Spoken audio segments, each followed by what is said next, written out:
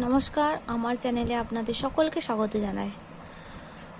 আজ আমি class 3 second exam Ray Martin question ব্যাংকের গণিত পঞ্চম স্কুল চক্র সমন্বয় কমিটি কাঁথি নতুন চক্র স্কুলটির সমস্ত প্রশ্ন উত্তরগুলো সলভ করে দেখাবো। তাহলে চলো শুরু করা যাক। প্রথমে আছে সঠিক উত্তরটিতে টিক চিহ্ন দাও। 6 জোড়া কলা হলো 10টি, 11টি, 12টি, 13টি কলা। 6 জোড়া কলা হলো 12টি কলা, কারণ এক জোড়া সমান 2টি, তাহলে 6 জোড়া 6 দুগুণে 12টি। জোড় সংখ্যাটি হলো 47, 49, 50, 51। জোড় সংখ্যাটি হলো 50। এই চিত্রটি হলো বর্গাকার, আয়তকার, ত্রিভুজাকার, বৃত্তাকার। আয়তকার। 7টি 8-এর যোগফল 55, 56, 57, 58। 7টি 8-এর যোগফল 56। কটি 10 টাকার নোটে 100 টাকা হয়? 8টি, 9টি, 10টি, 12টি। 10টি। তারপর আছে শূন্যস্থান পূরণ করো। ভাগশেষ ড্যাশ অপেক্ষা ছোট হয়। ভাগশেষ ভাজক অপেক্ষা ছোট হয়। 13কে 2 দিয়ে ভাগ করলে ভাগশেষ থাকে 1।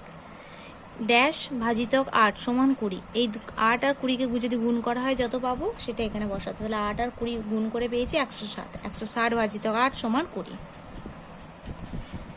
তারপরে আছে সত্য বা মিথ্যা লেখো। গুণ্য গুণিতক গুণক সমান গুণফল, এটা সত্য। জোড় সংখ্যা যোগ বিজোড় সংখ্যা সমান জোড় সংখ্যা, এটা মিথ্যা। নিম্নলিখিত যে কোনো 5টি প্রশ্নের উত্তর দাও। গুণ করো 157 গুণ 5। 157কে যদি 5 দিয়ে গুণ করা হয় তাহলে 785 হবে। দেখো 157কে যদি আমরা 5 দিয়ে গুণ করি, 5 সাথে 35, 5 হাতে রইল 3, 5 5 25, আর 3 28, 8 হাতে রইল 2, 5 1, 5 আর 2 7, তাহলে কত হলো 785। তারপরে আছে বাবা বাজারে গিয়ে 50 টাকা 50 পয়সার মাছ, 20 টাকার আলু, 20 টাকা 50 পয়সার কাঁচা আনাজ কিনেছেন। বাবা বাজারে মোট কত টাকা খরচ করেছেন হিসাব করো।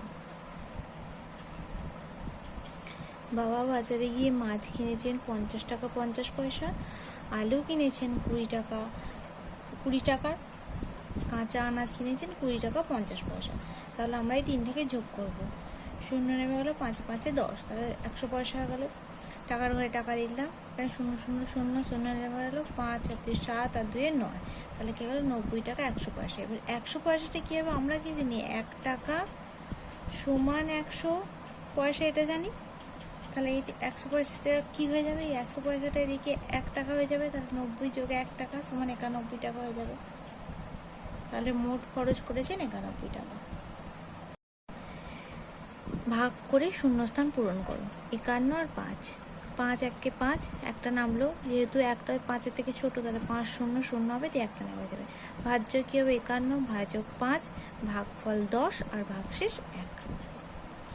তারপর বলেছি ফাঁকা ঘরে সংখ্যা বসাও। এখানে সংখ্যা দিয়ে আছে, এখানে 8 দিয়ে আছে, এখানে 8 দিয়ে আছে, এখানে 6 দিয়ে আছে। আমরা কি জানি? ভাজ্য সমান ভাজক গুণিতক ভাগফল যোগ ভাগশেষ, আমরা এটা জানি। তাহলে ভাজ্যটা এখানে বলে দেওয়া নেই। ভাজক বলেছে 8, ভাগফল বলেছে 8, ভাগশেষ বলেছে 6। তাহলে আমরা এগুলো লিখে নেব, ভাজক ভাগফল ভাগশেষ। তাহলে ভাজক গুণিতক ভাগফল যোগ ভাগশেষ, তাহলে এই দুটোকে গুণ করবো। এখানে গুণ চিহ্ন দিয়েছে, এটা ভুল হয়েছে, এটা যোগ চিহ্ন হবে। তাহলে 28 64 যোগ 6, তাহলে 64 আর 6 যোগ করলে হয়ে যাবে 70। তাহলে আমরা এখানে ভাজ্য কী হয়ে যাবে? 70। 28 64, 4 থেকে এখানে 10 বিয়োগ করলে হয়ে যাবে 6। তারপর বলেছে 10 থেকে 20 পর্যন্ত সংখ্যাগুলির মধ্যে জোড় সংখ্যাগুলির সমষ্টি নির্ণয় করে। 10 থেকে 20-এর মধ্যে জোড় সংখ্যাগুলি হলো 10 থেকে 20-এর মধ্যে জোড় সংখ্যাগুলি হলো 10, 12, 14, 16, 18, 20। তাহলে আমরা এই 6 সংখ্যাগুলোকে 10, 12, 14, 16, 18, এগুলো 18, 20 এই সংখ্যাগুলোকে যোগ করলে পাবো 90। তাহলে সমষ্টি হবে 90।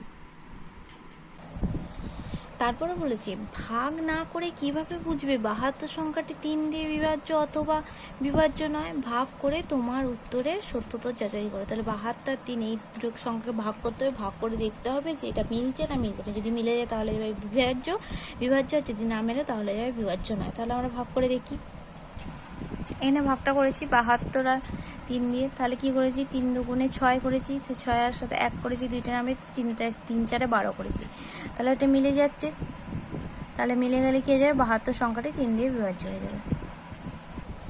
যদি তোমাদের ভিডিওটি ভালো লেগে থাকে তাহলে অবশ্যই লাইক, কমেন্ট, সাবস্ক্রাইব এবং শেয়ার করতে ভুলবেন না। ধন্যবাদ।